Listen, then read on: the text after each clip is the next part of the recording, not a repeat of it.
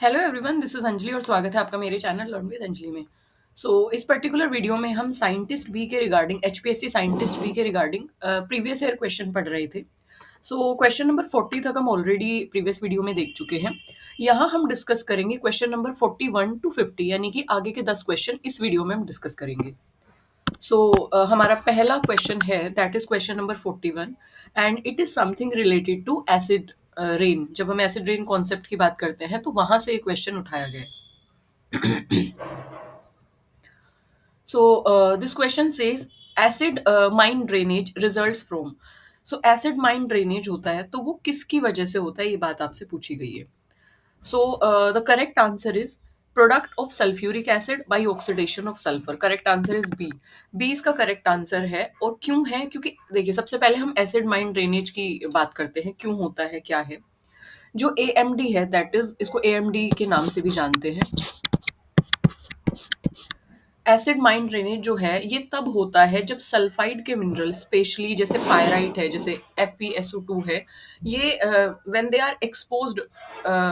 Are exposed रोक, मतलब कि सब मान लीजिए कि जो रोक है उसमें मिनरल्स हैं और वो रोक जो है वो कवर्ड नहीं है या मिनरल अंदर नहीं है, तो मिनरल क्या होंगे? एक्सपोज्ड होंगे। They are expose to like sunlight, they are expose to environment, rainfall, oxygen या एयर।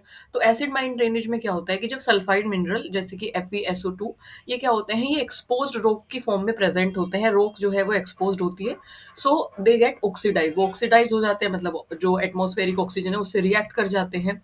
एंड इसके अलावा जो ऑक्सीडेशन का जो काम को एक तरीके से प्रोपेगेट करता है, ऑक्सीडेशन होने को जो बढ़ावा देता है, वो सल्फर ऑक्सीडाइजिंग बैक्टीरिया भी देते हैं। ये क्या करते हैं? सल्फ्यूरिक एसिड प्रोड्यूस करते हैं, जैसे H2SO4 बोलते हैं। जो एसिड है वो पीएच को लोअर डाउन कर देता है। It lower down the pH of near by water. And इसके अलावा ये टॉक्सिक मेटल्स जो होते हैं उनको मोबिलाइज करता है। और इसकी वजह से क्या होता है? एएमडी की प्रॉब्लम देखने को मिलते हैं, यानी कि एसिड माइन ड्रेनेज की प्रॉब्लम देखने को मिलती है। क्योंकि ये जो एसिडिक वाटर है ये आसपास की वाटर बॉडीज में जब मिलेगा, टॉक्सिक मिनरल्स जो है मोबिलाइज होंगे एक जगह से दूसरी जगह, क्योंकि पहले वो रॉक्स में थे बट अभी वो कहाँ प्रेजेंट है? पानी में प्रेजेंट है। तो एसिड माइन ड्रेनेज की प्रॉब्लम वहां पे देखने को मिलती है। जब हम एसिड रेन में भी पढ़ते हैं तो हम दो ही स्पेसिफिकली एसिड्स के बारे में पढ़ते हैं, जैसे sulphuric acid and nitric acid. उनकी वजह से ही एसिड रेन की प्रॉब्लम होती है। एसिड रेन पर भी एक शॉर्ट वीडियो है, आप उसको चेक कर सकते हैं।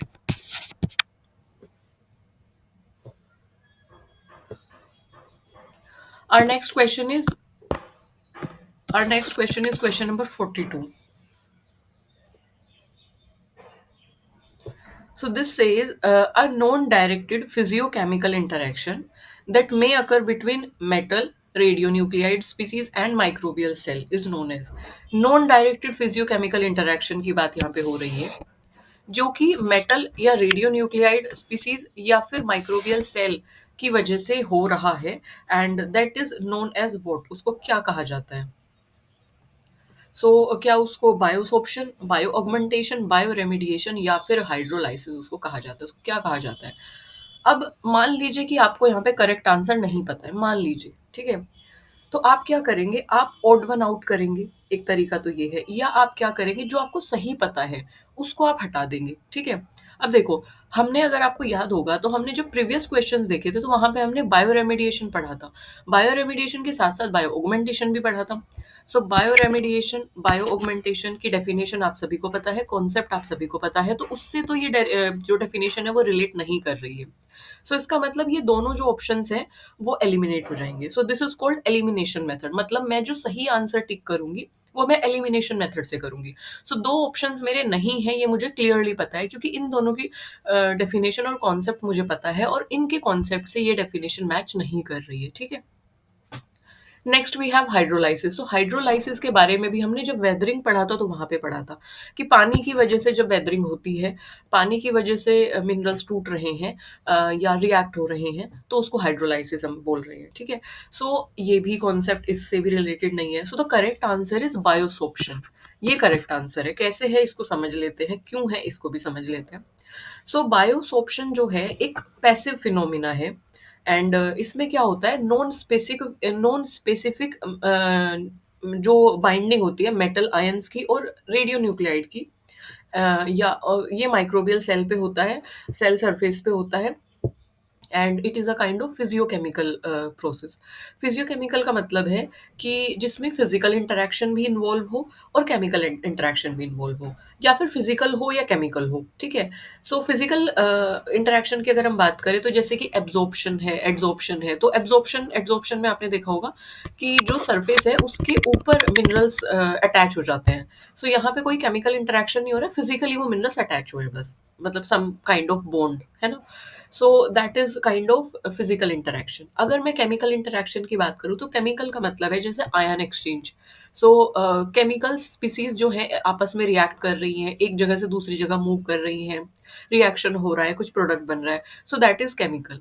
सो यहाँ पे बात बोली गई कि physical interaction, chemical interaction, physiochemical interaction है जो कि अकर होता है between metal, radionuclide species and microbial cell. तो तीन चीजें इसमें, कीवर्ड जो है तीन है, एक तो है फिजिकल फिजियोकेमिकल इंटरेक्शन है, metal, radionuclide species and microbial cell, ये तीन कीवर्ड यहाँ पे दिए गए हैं। सो यस, बायोस ऑप्शन जो है एक पैसिव नॉन स्पेसिफिक बाइंडिंग है मेटल आयन की और रेडियो न्यूक्लाइड की, जो कि किस पे होता है, माइक्रोबियल सेल की सरफेस पे होता है। मतलब वो वॉल्स पे भी हो सकता है, वो एक्स्ट्रा सेल्यूलर पॉलीमर पे भी हो सकता है। So it is kind of physiochemical as and non directed thing, non directed interaction.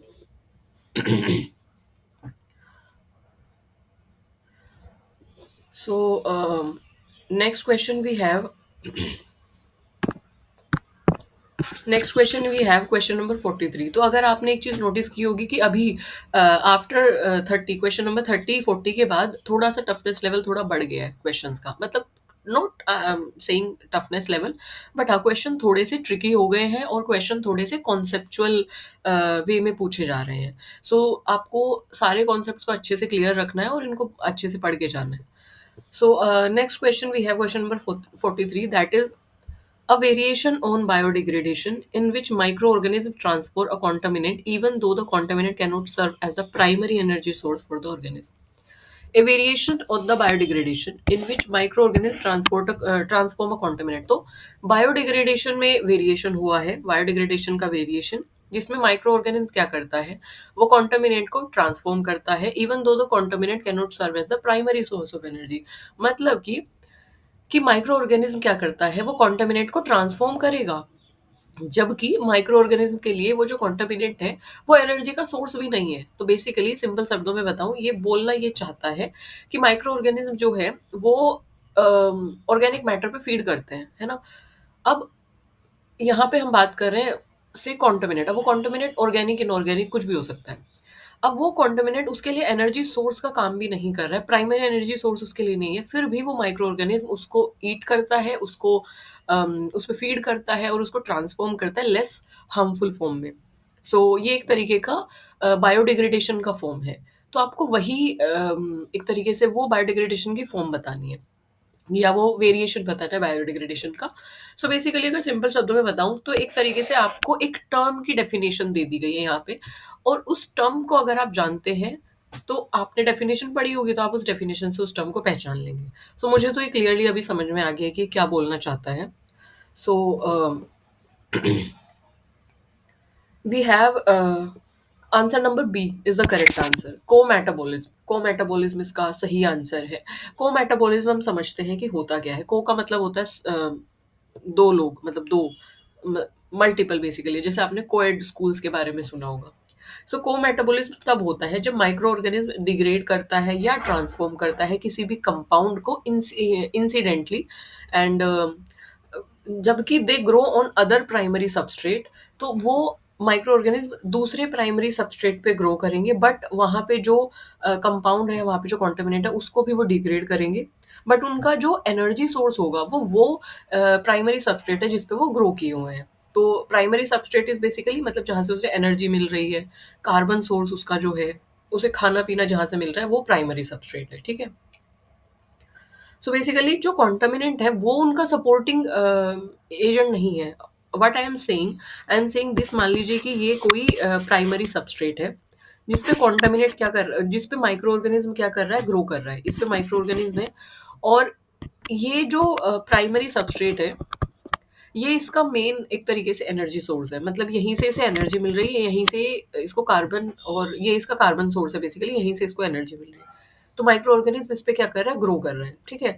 But और आसपास में कॉन्टामिनेट भी है, तो ये माइक्रो ऑर्गेनिज्म ग्रो यहाँ पे कर रहे हैं, बट ये आसपास के जो कॉन्टामिनेंट है उनको भी डिग्रेड कर रहे हैं। सो ये चीज होती है कोमेटाबॉलिज्म में। सो यहाँ पे माइक्रो ऑर्गेनिज्म डिग्रेड करता है, ट्रांसफॉर्म करता है किसी भी कंपाउंड को इंसिडेंटली, बट वो ग्रो कहाँ कर रहे हैं, वो किसी अदर प्राइमरी सबस्ट्रेट पे ग्रो कर रहे हैं, वही उसका एनर्जी सोर्स है, वही उसका कार्बन सोर्स है, और वहीं से वो एनर्जी ले रहे हैं, ठीक है। सो बेसिकली जो कॉन्टामिनेंट है वो किसी भी तरीके से माइक्रो ऑर्गेनिज्म को एनर्जी वाइज सपोर्ट नहीं कर रहा है। So that is not supporting their growth, that is not supporting their energy requirement, but it is transformed by enzymes that is produced by primary substrate। but ये क्या होता है, ये प्राइमरी सबस्ट्रेट से जो भी एंजाइम्स प्रोड्यूस हुए हैं उसके थ्रू ये जो कॉन्टामिनेंट है वो ट्रांसफॉर्म हो जाता है लेस हार्मफुल फॉर्म में। तो this is how micro organism like transform the contaminant या डिग्रेड द कॉन्टामिनेंट। सो कोमेटाबॉलिज्म एक तरीके का वेरिएशन है बायोडिग्रेडेशन का, जिसमें माइक्रो ऑर्गेनिज्म ट्रांसफॉर्म करता है कॉन्टामिनेंट को, जबकि वो प्राइमरी सबस्ट्रेट पे ग्रो करता है।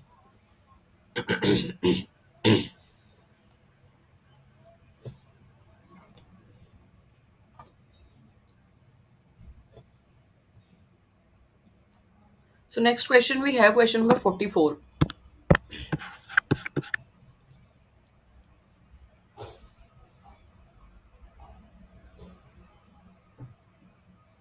Question number 44 we have. So 1 minute. इस एक बार ना हम जो अदर टर्म्स हैं इनको भी समझ लेते हैं, क्योंकि मे भी हो सकता है कि आपसे अगली बार किसी और टर्म से क्वेश्चन पूछ लिया जाए। सो फर्मेंटेशन, रिडक्टिव डिहेलोजिनेशन एंड फ्रोथिंग को भी एक बार पढ़ लेते हैं। सो फर्मेंटेशन क्या होता है, फर्मेंटेशन हम क्लास 6, 7, 8 में हम पढ़ते आ रहे हैं, और हमने जब कर्ड का फर्मेंटेशन ये सब भी हमने सुना है, पढ़ा है। तो फर्मेंटेशन एक तरीके की मेटाबॉलिक प्रोसेस है जहाँ पे, जो कि एनर्जी के लिए होती है, एनर्जी जनरेशन के लिए होती है। इसमें क्या होता है कि एनारोबिक कंडीशंस के under, I am so sorry for the disturbance. So एक तरीके की मेटाबॉलिक प्रोसेस है जिसमें क्या होता है कि एनर्जी जनरेशन होती है, जिसमें क्या होता है, एनारोबिक कंडीशंस के अंदर माइक्रो ऑर्गेनिज्म क्या करते हैं, वो फीड करते हैं, और एनारोबिकली एनर्जी उन्हें वहाँ से मिलती है, ठीक है। सो ये एक तरीके से इंसिडेंटल प्रोसेस ये नहीं है, यहाँ पे ट्रांसफॉर्मेशन भी होता है, और यहाँ पे कुछ गैसेस भी रिलीज होती हैं। सो बेसिकली एक तरीके की एनारोबिक मेटाबॉलिक प्रोसेस है जिसमें माइक्रो ऑर्गेनिज्म एनारोबिकली ग्रो करते हैं, यानी कि विदाउट ऑक्सीजन वाले एनवायरनमेंट में ग्रो करते हैं, और चीज़ें जो है वो फर्मेंट होती है। रिडक्टिव डिहेलोजिनेशन की अगर हम बात करें, सो इसमें क्या होता है, एक स्पेसिफिक एनारोबिक रिएक्शन है, जहाँ पे क्या होता है कि जो हैलोजेंस है कंपाउंड से उनको रिमूव कराया जाता है, वो रिमूव होते हैं। सो एनारोबिक रिएक्शन के थ्रू जो हैलोजेंस है वो कंपाउंड से रिमूव हो जाते हैं। हैलोजेंस क्या होते हैं, जैसे कि क्लोरीन, ब्रोमीन, आयोडीन। सो ये सारे कंपाउंड्स जो हैं, ये सारे एलिमेंट्स जो हैं, उनको हैलोजेंस की कैटेगरी में रखा गया है। So it can be an example of cometabolism, ये कोमेटाबोलिज्म का एग्जाम्पल हो सकता है, बट समटाइम्स जनरल टर्म्स जो पूछी जाती है वो कोमेटाबोलिज्म होती है, तो इसीलिए कोमेटाबोलिज्म की डेफिनेशन क्लियरली ये है। बट रिडक्टिव डी हेलोजिटेशन को हम कोमेटाबोलिज्म बोल सकते हैं। It is an example of cometabolism. तो जैसे यहाँ पे दिया भी गया है रिडक्टिव डी हेलोजिनेशन, मतलब कि हेलोजिनेशन जो है, जो हेलो कंपाउंड्स हैं, जो हेलोजेंस हैं, उनको रिड्यूस करना, हटाना। सो दैट इज फ्रोथिंग जो है वो थोड़ा सा इससे अनरिलेटेड है, एंड ये बायोडिग्रेडेशन मैकेनिज्म नहीं है, एक फॉर्मिंग फिनोमिना है। So that is frothing. Question number 44 में है, which of the following are engineered in situ bioremediation technique. So bioremediation के बारे में हम ऑलरेडी पढ़ चुके हैं, और इसमें से कौन सा, which among the following are engineered in situ bioremediation technique, तो इसमें से कौन से किस में क्या होता है कि हम इंजीनियर्ड करते हैं, एक तरीके से बना रहे हैं, जब हम इन सीटू बायोरेमिडिएशन टेक्निक कर रहे हैं तब। तो correct answer we have answer number option number A, that is 1 and 2, यानी कि बायोवेंटिंग एंड बायोस्पार्जिंग। सो बायोवेंटिंग और बायोस्पार्जिंग क्या होते हैं, इनको समझ लेते हैं। बायोवेंटिंग में क्या होता है कि ऑक्सीजन सप्लाई की जाती है into saturated unsaturated zone. Unsaturated zones में ऑक्सीजन को सप्लाई किया जाता है। क्यों सप्लाई किया जाता है? ताकि वहाँ पे रहने वाले जो माइक्रो ऑर्गेनिज्म हैं उनको ऑक्सीजन दी जाए और वो ज़्यादा से ज़्यादा ग्रो करें। तो बेसिकली इंडिजीनियस जो एरोबिक माइक्रो ऑर्गेनिज्म है उनको बढ़ावा देने के लिए क्या किया जाता है, ऑक्सीजन की सप्लाई की जाती है, ताकि उस जगह पे माइक्रो ऑर्गेनिज्म ग्रो हो और वहाँ पे जो कॉन्टामिनेंट्स हैं उनको डिग्रेड कर सके। तो इस तरीके से इसको बायोवेंटिंग बोला जाता है। एंड इन सीटू मतलब उसी जगह पे डिग्रेडेशन कराना। तो उसके लिए माइक्रो ऑर्गेनिज्म चाहिए, तो उसके लिए हम ऑक्सीजन प्रोवाइड करते हैं। That is बायोवेंटिंग। बायोस्पार्जिंग क्या होता है? बायोस्पार्जिंग में ऑक्सीजन या एयर को इंजेक्ट किया जाता है सैचुरेटेड जोन में। सैचुरेटेड जोन का मतलब है ग्राउंड वाटर में।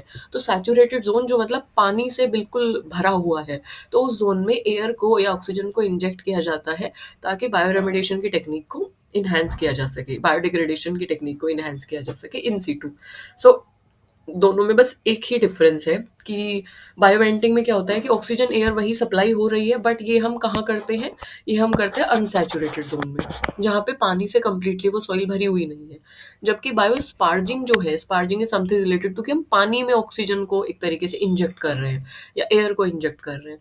तो एयर को और जो वाटर को हम एयर को या ऑक्सीजन को जब हम इंजेक्ट करते हैं सैचुरेटेड जोन में, मतलब कि जो भरे हुए हैं बिल्कुल पानी से, यानी कि ग्राउंड वाटर जैसे है, तो ये किया जाता है सैचुरेटेड जोन्स में। तो सैचुरेटेड जोन्स में अगर इंजेक्ट की जा रही है तो बायोस्पार्जिंग, और अगर अनसैचुरेटेड जोन्स में की जा रही है दैट इज बायोवेंटिंग। बस ये डिफरेंस है। और क्यों की जाती है? माइक्रो ऑर्गेनिज्म को ग्रो कराने के लिए और डिग्रेडेशन की प्रोसेस को इनहेंस करने के लिए, बस। सो बेसिकली यहाँ पे हम क्या कर रहे हैं, इंजीनियर्ड कर रहे हैं, यानी कि माइक्रो ऑर्गेनिज्म को ऐसी कंडीशंस दे रहे हैं कि वो बने, तो इन सिटू बायोरेमिडिएशन के लिए। दोनों जो टर्म्स हैं इनको भी हम देख लेते हैं, बायोपाइलिंग और बायोरिएक्टर को भी। सो बायोपाइलिंग की अगर हम बात करें तो एक तरीके से ये एक्सीटू टेक्निक है, जहाँ पे कॉन्टामिनेटेड सोइल जो है उसको एक्सकवेट किया जाता है, मतलब जो भी सोइल है उसको हटा दिया जाता है, वहाँ से खुदाई करके उसको हटा दिया जाता है कॉन्टामिनेटेड सोइल को, एंड उसके पाइल्स बनाए जाते हैं। एंड फिर उन पाइल्स को ट्रीटमेंट के लिए ले जाया जाता है और फिर उनको ट्रीट किया जाता है, तो that is biopiling. Next we have bioreactor. So bioreactor में क्या होता है? बायोरिएक्टर में क्या होता है, ये भी एक तरीके की एक्सीटू टेक्निक है, जहाँ पे सोइल को या फिर वेस्ट को एक कंट्रोल्ड रिएक्टर में या कंट्रोल वेसल, एक तरीके से वो जो रिएक्टर होता है उसमें वैसी कंडीशंस होती हैं जहाँ पे रिएक्शन हो, उसको रिएक्टर वेसल बोला जाता है। तो सोइल को, वेस्ट को उस कंट्रोल्ड रिएक्टर वेसल में डाला जाता है और उसको ट्रीट किया जाता है। So this is bioreactor. And next we have question number 45. Question number 45 says uh, which of the following is not a principal approach under XC2 technique?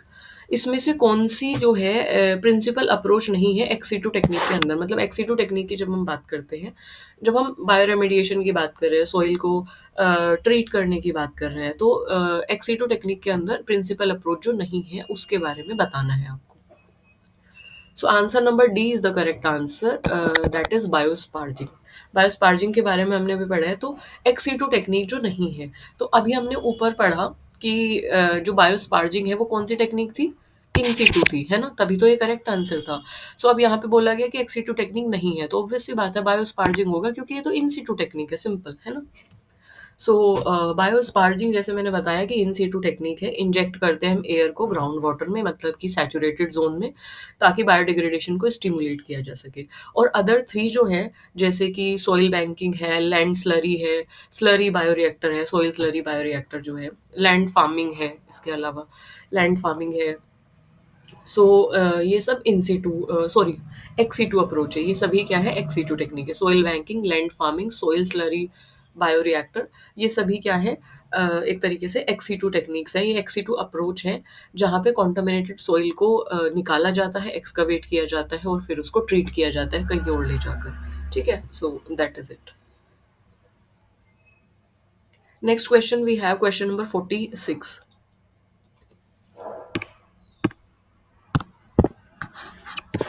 So question number 46 says biopiracies. Biopiracy क्या है? सो biopiracy पर भी एक video है, dedicated video है। सो playlist पूरी मैं यहाँ पे पिन कर दूंगी आई बटन में, स्टार्टिंग में भी प्लेलिस्ट में पिन कर दूंगी, you can check the whole playlist. So जो भी कॉन्सेप्ट यहाँ पे पढ़ाए जा रहे हैं वो already UGC net people development and environment की जो प्लेलिस्ट है, क्योंकि पूरा यूजीसी नेट का सिलेबस वहाँ पे कवर हुआ है, तो आप सर्च करके भी वीडियो देख सकते हैं कि biopiracy by learn with Anjali, you can search that and you can get the video. So biopiracy क्या है? बायोपायरेसी एक तरीके से unauthorised commercial exploitation of biological material है। So option number D is the correct answer. ये कुछ भी नहीं है, आपको डेफिनेशन दे दी गई है और आपको वर्ड पूछा गया है, मतलब वर्ड दे दिया गया है और आपसे डेफिनेशन पूछी गई है। सो दोनों तरीके से दिया जा सकता है, जैसे ऊपर आपको डेफिनेशन दी थी, वर्ड पूछा गया था, यहाँ पे आपको वर्ड दिया और वर्ड की डेफिनेशन पूछी गई है। सो बेसिकली टर्म्स का मतलब तो आपको पता ही होना चाहिए। सो बायोपायरेसी का मतलब होता है अनऑथराइज्ड या अनफेयर कमर्शियल एक्सप्लॉयटेशन जब हम करते हैं बायोलॉजिकल रिसोर्सेज का। बायोलॉजिकल रिसोर्सेज कौन कौन से? जैसे कि प्लांट, मतलब बायोलॉजिकल रिसोर्सेज कैसे, जैसे प्लांट्स है, माइक्रो ऑर्गेनिज्म है, ट्रेडिशनल नॉलेज अगर किसी की है, traditional knowledge in the sense कि मान लीजिए कि कहीं पे हर्बल मेडिसिन हैं और हमें पता नहीं है, हमें लग रहा है कि ये तो हर्ब्स है, ये तो सिंपल प्लांट्स हैं, बट वहाँ के जो लोकल एरिया है उन्हें पता है कि इस पर्टिकुलर प्लांट का क्या यूज़ है, तो एक तरीके से उनकी नॉलेज है, ठीक है। तो traditional knowledge plant micro organism का एक तरीके से ओवर कमर्शियल एक्सप्लोटेशन करना, वो भी अनऑथराइज्ड वे में। सो ऑफन क्या करते हैं, इंडिजीनियस कम्युनिटी से हम उस ट्रेडिशनल नॉलेज को चुरा लेते हैं, उनसे ट्रेडिशनल नॉलेज को ले लेते हैं बिना उनके कंसेंट के, बिना उनकी परमिशन के, और बिना उन्हें बेनिफिट दिए हुए, बिना उन्हें बेनिफिट शेयर किए हुए। तो एक तरीके से ये एक अनएथिकल प्रैक्टिस है, तो इसके खिलाफ जो है रूल्स बने हुए हैं, इसके खिलाफ जो है लीगल एक्शन लिए जा सकते हैं। सो इसी चीज़ को कहा गया है बायोपायरेसी। सो इसीलिए ऑप्शन नंबर डी करेक्ट हो जाता है कि अनऑथराइज्ड कमर्शियल एक्सप्लोइटेशन है बायोलॉजिकल मटेरियल का। Next we have question number 47। Question number 47 says which bacterium was the first biopesticide to be used on the commercial scale in world? कौन सा bacterium है जो कि सबसे पहले बायोपेस्टिसाइड के तौर पे यूज किया गया था कमर्शियल स्केल पे? पूरे वर्ल्ड की बात यहाँ पे हो रही है कि पूरे वर्ल्ड में कमर्शियल स्केल पे कौन सा बैक्टीरिया है जो कि बायोपेस्टिसाइड के तौर पे यूज हुआ था? So that is Bacillus thuringiensis. तो option number A is correct. Bio वाले स्टूडेंट इससे रिलेट कर पा रहे होंगे क्योंकि ट्वेल्थ क्लास में भी इसके बारे में बीटी कोटन करके बहुत ज़्यादा पढ़ाया जाता है, ठीक है। So Bacillus thuringiensis is the right answer. Bacillus thuringiensis जिसको बीटी भी कहा जाता है, बीटी इस तरीके से लिखा जाता है। सो बीटी जो है वो इंसेक्टिसाइडल क्रिस्टल प्रोटीन प्रोड्यूस करता है। So it produce insecticidal crystal protein, insecticidal crystal protein जिसको क्राई टॉक्सिन कहा जाता है, क्योंकि इसमें क्राइजीन होती है ना। तो क्रिस्टल प्रोटीन यानी कि इंसेक्टिसाइडल क्रिस्टल प्रोटीन ये प्रोड्यूस करता है। सो इसका जो फॉर्मुलेशन है फर्स्ट वाइडली यूज़ किया गया था कमर्शियल माइक्रोबियल इंसेक्टिसाइड में, मतलब कि सबसे पहले इसको यूज़ किया गया था इस माइक्रोब को इंसेक्टिसाइड इंसेक्टिसाइड बनाने के लिए। इंसेक्टिसाइड प्लांट के अंदर प्लांट को इंसेक्टिसाइड रेजिस्टेंट बनाने के लिए, एक तरीके से insect resistant, basically insect resistant, sorry, insect resistant बनाने के लिए, ताकि इंसेक्ट उन पे अगर अटैक करे तो उन पे कोई असर ना हो काइंड। तो इंसेक्ट रेजिस्टेंट बनाने के लिए इसका यूज़ किया गया था वर्ल्ड लेवल पे commercially. And till now it remain one of the most important biopesticide. अब भी इसका नाम इम्पोर्टेंट बायोपेस्टिसाइड्स में गिना जाता है क्योंकि इसके अंदर क्राइजीन है और वो क्राइटॉक्सिन प्रोड्यूस करती है जो कि इंसेक्ट को किल करता है क्योंकि इंसेक्टिसाइडल है। So next question we have question number 48। So question number 48 says the basic of DNA fingerprinting. तो DNA fingerprinting है, so basic of that DNA fingerprinting क्या है? So अगर हम बात करें basic of DNA fingerprinting, so answer number C is the correct answer. Occurrence of restriction fragment length polymorphism, that is RELP. So RELP is what? So DNA fingerprinting के बारे में अगर हम बात करें, it relies on detecting DNA polymorphism. So basic इसका DNA fingerprinting में क्या अप्लाई होता है कि occurrence of restriction fragment length polymorphism. So basically होता है क्या है कि अगर there is variation in DNA fragments length after cutting with restriction enzymes, अगर हम रेस्ट्रिक्शन एंजाइम से कट कर देते हैं, तो जो वेरिएशन आ रहे हैं डीएनए फ्रेगमेंट्स लेंथ में, सो that is form the basic of DNA fingerprinting. तो यहाँ पे RELP जो है वो मेन अंडरलाइंग प्रिंसिपल है इसका। And this is how this create the basic of DNA fingerprinting. DNA fingerprinting, basic of DNA fingerprinting, थोड़ा बायोलॉजी पर भी मैं आपको डेडिकेटेड वीडियो बना दूंगी, क्योंकि यहाँ पे अभी आपको कॉन्सेप्ट क्लियर नहीं होगा। DNA fingerprinting is a different concept apart, like पूरा एक 12th क्लास की बुक में पूरा एक इसका एनसीईआरटी में एक पेज है, तो उस पर मैं एक अलग से बेसिक वीडियो बनाऊंगी। बट अभी के लिए अकरेंस ऑफ रेस्ट्रिक्शन फ्रेगमेंट यानी कि रेल्प जो है, रेल्प एक तरीके से बेसिक इसका प्रिंसिपल है जिस पे काम करता है।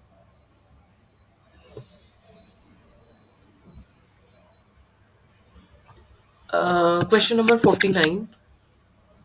Question number 49, we have the technique by which virus detection can be made both in plants and animals is known as. किस टेक्निक के द्वारा जहाँ पे वायरस डिटेक्शन किया जाता है प्लांट्स में भी और एनिमल में भी, उस टेक्निक को क्या कहा जाता है? So the correct answer is, हम सभी ने इसके बारे में कोविड-19 में बहुत सुना भी है। Correct answer we have answer number option number A, enzyme linked immunosorbent assay, यानी एलिसा। एलिसा के बारे में आपने सुना होगा। एलिसा जो है एंजाइम लिंक्ड इम्यूनोसॉर्बेंट ऐसे, ये इसकी फुल फॉर्म है। सो एलिसा जो है एक तरीके से ये एक डिटेक्शन टेस्ट है। So it detect viral antigens और antibodies and it is widely used across both plant and animal virology. तो यहाँ पे वायरस डिटेक्शन, इसके अलावा एंटीजेंस, एंटीबॉडी डिटेक्शन एंड दोनों में, प्लांट्स में और एनिमल्स में, दोनों में होता है। क्यों होता है? क्योंकि it is sensitive, it is very relative, it is very simple and it is very adaptable to various sample, बहुत सारे सैंपल के टुवर्ड ये सेंसिटिव है, रिलेटिव है, अडेप्टेबल है। सो इस वजह से इस टेस्ट को यूज़ किया जाता है प्लांट्स में भी और एनिमल वायरोलॉजी में भी। और इसके साथ-साथ ये एक स्टैंडर्ड डायग्नोस्टिक टूल है दोनों ही फील्ड में, both in like both in both areas, like plants में भी और एनिमल्स में भी। So this is enzyme linked immunosorbent assay. Next question of this video, that is question number 50. So question number 50 is, which of the following mechanism is used for bioleaching of uranium? इसमें से कौन सा mechanism जो है वो बायोलीचिंग जब होती है यूरेनियम की तब यूज होता है? So the correct answer we have indirect leaching mechanism. That is answer number B is the correct answer. So indirect leaching mechanism use होता है जब बायो लीचिंग होती है यूरेनियम की। सो बायो लीचिंग होता क्या है, इसको पढ़ लेते हैं थोड़ा सा। बायो लीचिंग प्रोसेस में क्या होता है, मेटल्स जैसे कि यूरेनियम है और अदर मेटल्स है। सो माइक्रोब्स इनडायरेक्टली प्रमोट मेटल सोल्युबलाइजेशन। तो माइक्रोब्स क्या करते हैं, मेटल सोल्युबलाइजेशन को इन्हेंस करते हैं। और यूरेनियम के केस पे क्या होता है, माइक्रोबियल एक्टिविटी के थ्रू क्या होता है कि ऑक्सीडेशन होता है सल्फाइड मिनरल्स का, और जनरेशन होता है फेरिक मिनरल्स का, फेरिक आयरन का। ठीक है, तो ये क्या करते हैं, they often create oxidants and acidic conditions that indirectly mobilise uranium. तो ये ऐसी कंडीशंस क्रिएट कर देते हैं जिसकी वजह से जो यूरेनियम है वो इनडायरेक्टली मोबिलाइज होता है, एंड इस वजह से इनडायरेक्ट लीचिंग की कैटेगरी में आता है। इसको इनडायरेक्ट लीचिंग मैकेनिज्म कहा जाता है। And this is what indirect leaching mechanism is. तो correct answer is this.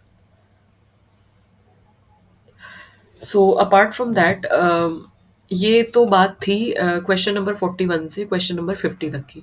So once I am done with this previous year question paper, एक बार जब ये प्रीवियस ईयर क्वेश्चन पेपर हो जाएगा उसके बाद मैं आपको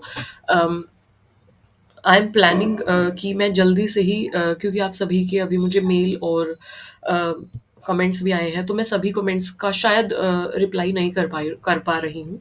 तो उसके लिए आई एम सो सॉरी, क्योंकि अभी मैं थोड़ा सा बिजी भी हूँ because I am doing my PhD along with this. So मुझे पढ़ाना पसंद है, इस वजह से आई एम अपलोडिंग वीडियोस और मैं कोशिश करती हूँ कि मैं डेली आपसे कनेक्ट कर पाऊँ। बट क्योंकि PhD का भी प्रेशर है तो थोड़ा सा वो भी हैंडल करना होता है। सो अगर मैं किसी के मेल का रिप्लाई नहीं कर पाई हूँ या किसी के कमेंट्स का रिप्लाई नहीं कर पा रही हूँ, सो उसके लिए आई am so sorry for that. But मैं इसके लिए पूरा क्रैश कोर्स प्लान कर रही हूँ, और क्योंकि पेपर भी आने वाला है अभी, सो मैं आपको जल्दी प्रोवाइड कराऊँगी। अगर ऐसा नहीं होगा तो मैं वीडियोज़ अपलोड कर दूँगी, जो भी बायोलॉजी वाला कंटेंट है उसका, जो बायोटेक और बायोलॉजी वाला जो भी कॉन्सेप्ट्स हैं उन सब की।